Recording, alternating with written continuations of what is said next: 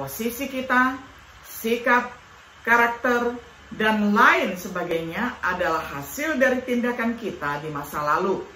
Kita tidak bisa menyalahkan keturunan, lingkungan, orang tua, masyarakat, dan lain-lain. Hal-hal seperti itu memengaruhi kita hanya sejauh kita membiarkannya. Kita harus menerima tanggung jawab atas tindakan kita, karena Tuhan akan menuntutnya dari kita suatu hari nanti.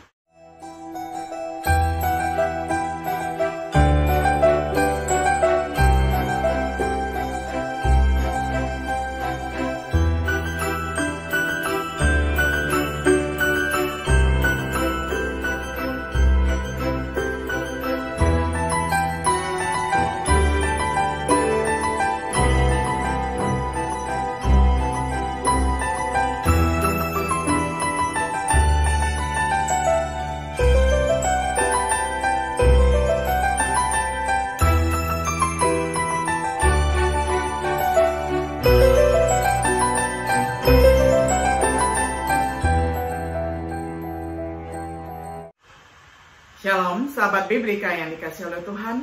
Sungguh senang hari ini kita dapat berjumpa kembali di dalam acara Refleksi Sahabat Biblika. Pada hari ini kita tiba pada episode yang ke-33 di dalam serial pembahasan Kitab Galatia dengan tema Kita menabur apa yang kita tabur. Kita akan membaca firman Tuhan dari Galatia pasal 6 ayat 7 hingga ayat yang ke-9. Saya akan bacakan untuk kita semuanya di dalam terjemahan sederhana Indonesia. Jangan keliru, janganlah menganggap keadilan dan kebenaran Allah bisa dipermainkan. Karena satu hari nanti, cepat atau lambat, setiap orang pasti menuai apa yang dia tabur. Artinya, kalau kamu hidup untuk memuaskan keinginan badani saja, kamu akan menerima kebinasaan. Tetapi kalau kamu terus hidup mengikuti pimpinan Roh Allah, kamu akan menerima hidup yang kekal. Jadi, jangan lelah berbuat baik, karena kelak kita pasti menuai hasilnya, asalkan kita tidak berputus asa. Sampai demikian jauh pembacaan firman Tuhan dari Galatia 6 ayat 7 hingga ayat yang ke-9. Sahabat Biblika yang dikasih oleh Tuhan, sambil mendorong orang Kristen untuk berbagi dan berbuat baik, Paulus mengingatkan mereka tentang prinsip menabur dan menuai. Terkait dengan menabur dan menuai, Madam Chiang Kai-shek pernah menulis, jika masa lalu telah mengajari kita sesuatu, bahwa setiap penyebab membawa akibat, setiap tindakan memiliki konsekuensi, kami orang Tionghoa memiliki pepatah, jika seseorang menanam melon, dia akan menuai melon. Jika dia menabur kacang, dia akan menuai kacang. Dan ini berlaku untuk kehidupan setiap orang. Kebaikan menghasilkan kebaikan, dan kejahatan mengarah pada kejahatan. Benar sekali, matahari menyinari orang saleh dan orang berdosa. Dan terlalu sering tampaknya bahwa orang jahat makmur. Tetapi kita dapat mengatakan dengan pasti bahwa dengan individu seperti halnya dengan bangsa, berkembangnya orang jahat adalah ilusi. Karena tanpa henti, kehidupan menyimpan buku tentang kita semuanya. Pada akhirnya kita semua adalah jumlah total dari tindakan kita. Karakter tidak dapat dipalsukan, juga tidak dapat dikenakan dan dibuang seolah-olah itu adalah pakaian untuk memenuhi keinginan saat ini. Seperti tanda pada kayu yang tertanam di jantung pohon. Karakter membutuhkan waktu dan memelihara untuk pertumbuhan dan perkembangan. Demikian juga hari demi hari kita menulis takdir kita sendiri. Karena tak terhindarkan kita menjadi apa yang kita lakukan. Implikasi dari prinsip kita menuai apa yang kita tabur adalah penting, layak untuk kita perhatikan. Yang pertama, implikasi prinsip. Apa kita hari ini adalah karena apa yang kita lakukan kemarin. Posisi kita, sikap, karakter, dan lain sebagainya adalah hasil dari tindakan kita di masa lalu.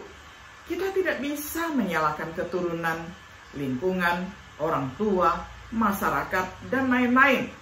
Hal-hal seperti itu memengaruhi kita hanya sejauh kita membiarkannya.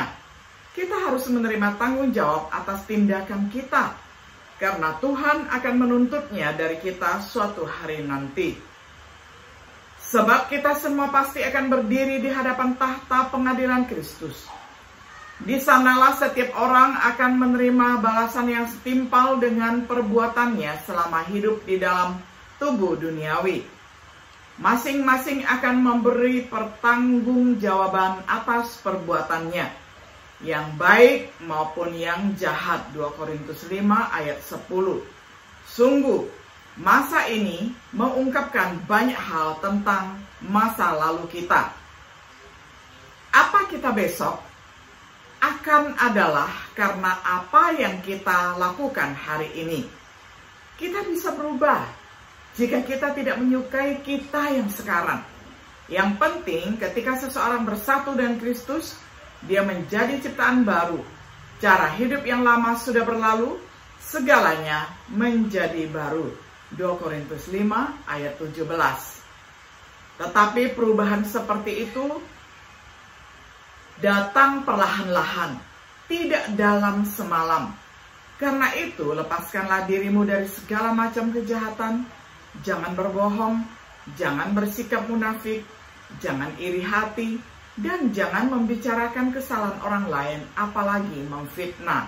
1 Petrus 2 ayat 1 dan 2. Kita harus mulai menabur hari ini jika kita ingin menuai besok. Meskipun berlaku untuk semua orang, terutama untuk kaum muda. Mereka membuat pilihan yang akan mempengaruhi sisa hidup mereka. Mereka tidak bisa menabur gandum liar dan tidak menuai panen. Sama benarnya, masa kini banyak memberi pertanda tentang masa depan kita. Jadi kita menjadi apa yang kita lakukan. Sekarang mari kita perhatikan prinsip yang diterapkan oleh Paulus dalam teks Galatia 6 ayat 7 sampai 9. Yang kedua, penerapan prinsip. Kita diberikan dua pilihan. Apakah kita menabur dalam jasmani yang mencakup pekerjaan hawa nafsu yang dijelaskan sebelumnya? Mereka yang menabur dalam jasmani menuai kerusakan, yaitu kesedihan, penyakit, dan kutukan. Mereka tidak akan mewarisi kerajaan Allah. Mereka malah akan mengalami murka Tuhan. Atau kita menabur dalam roh, yang berarti berjalan dalam pimpinan roh. Mereka yang menabur dalam roh menuai hidup yang kekal, kehidupan yang berkelimpahan, keselamatan. Mereka juga akan menuai buah roh. Galatia 5 ayat 22 sampai 23. Kita tidak dapat melakukan keduanya. Jadi, mau pilih yang mana? Kita harus menabur dalam roh. Dengan berbuat baik kepada semua orang, khususnya saudara seiman, ini adalah konteks dari pernyataan Paulus tentang menabur dan menuai. Paulus menulis tentang menuai hidup yang kekal. Di tempat lain, ia membuat hubungan yang sama. Nasihatilah orang-orang kaya, supaya mereka tidak sombong dan jangan berharap pada harta duniawi yang tidak tetap, tetapi hanya berharap kepada Allah yang hidup. Karena dengan segala kekayaannya, Allah bermurah hati menyediakan segala keperluan kita, agar kita menikmati berkat-Nya itu. Nasihatilah juga mereka supaya berusaha menjadi kaya di mata Allah, yaitu murah hati, suka memberi, dan menggunakan hartanya untuk mengerjakan segala perbuatan yang baik. Dengan berbuat begitu, mereka sama dengan menabung harta di surga sebagai bekal untuk kehidupan yang akan datang. Jadi mereka mengarahkan tujuannya pada hidup yang kekal. 1 Timotius 6 ayat 17 hingga ayat yang ke-19. Yesus membuat hubungan serupa pada beberapa kesempatan dalam khotbah di bukit. Sebaliknya, hendaklah kamu mengasihi orang-orang yang memusuhimu, berbuat baik kepada mereka, dan meminjamkan uang tanpa berharap akan dikembalikan. Dengan demikian, Allah akan memberi upah yang besar kepadamu. Lagi pula perbuatan seperti itu akan membuktikan bahwa kamu layak menyebut Allah yang Maha Tinggi sebagai Bapamu. Dan karena Dia juga berbaik hati kepada orang-orang yang jahat dan yang tidak tahu berterima kasih. Lukas 6 ayat 35. Kepada murid-muridnya mengikuti perumpamaan tentang ketamakan. Lalu Dia berkata kepada mereka, waspadalah dan jaga-jagalah. Jangan sampai kalian serakah dan menginginkan milik orang lain, karena hidup kalian tidak bergantung pada uang atau harta kekayaan. Lukas 12 ayat 15. Untuk pengusaha muda yang kaya yang kekurangan satu hal, mendengar jawabannya itu, Yesus pun berkata kepadanya, masih ada satu hal lagi yang belum kamu lakukan. Juallah semua milikmu, lalu bagi-bagikanlah uangmu kepada orang miskin. Dengan begitu kamu akan memperoleh harta di surga. Kemudian datanglah kepadaku dan ikutlah aku. Lukas 18 ayat 22. Dengan berbagi dalam hal-hal baik yang diajarkan dalam firman, hendaklah setiap anggota jemaat yang menerima pengajaran firman Allah membagikan sebagian dari penghasilannya kepada orang yang bertugas mengajar kita. Galatia 6 ayat 6. Seperti beberapa orang memahami komentar Paulus dalam ayat 6. Bahkan jika bukan maksud awal Paulus, prinsipnya pasti tetap benar. Kita bisa berbagi dengan dua cara. Ketaatan pada Injil, bertumbuh dalam kasih karunia dan pengetahuan tentang Kristus. Melakukan hal itu suatu hari akan menuai panen yang luar biasa. Kita menabur dalam roh dan mengumpulkan harta di surga saat kita berbuat baik kepada semua orang. Yang berikutnya, kita tidak boleh menyerah. Dibutuhkan kesabaran dan ketekunan di dalam perbuatan yang menyenangkan Tuhan. Dibutuhkan kerja kerasnya tidak sia-sia. 1 Korintus 15 ayat 58. Penuaian akan datang pada waktu yang tepat, yaitu saat kedatangan Tuhan. Yakobus 5 ayat 7. Kita akan menuai jika kita tidak putus asa dan menyerah. Kita mesti belajar dari petani, memiliki iman seperti seorang petani. Sebagai kesimpulan, karakter kita hari ini mungkin tidak seperti yang seharusnya, tetapi bisa berubah. Kita hanya punya dua pilihan, yaitu menabur dalam roh dan menuai hidup yang kekal, atau menabur dalam jasmani dan menuai kebinasaan. Kehidupan kekal menantikan mereka yang bersedia menabur dalam roh dengan sabar melakukan kebaikan.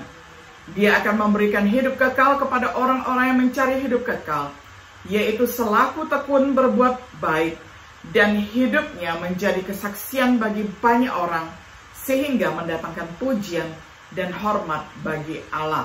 Roma 2 ayat 7.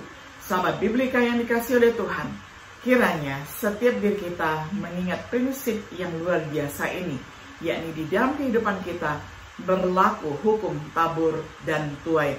Apa yang kita tabur hari ini akan kita tuai hari esok. Oleh karena itu, marilah kita menabur kebaikan sehingga kita juga akan memanen hal-hal yang baik. Oleh karena itu, marilah kita memohon pertolongan dari Tuhan, supaya Tuhan senantiasa memberi kita kesanggupan, kemampuan, kekuatan untuk menjalankan apa yang Tuhan kehendaki. Kiranya Tuhan Yesus senantiasa menyertai dan memberkati kita. Shalom.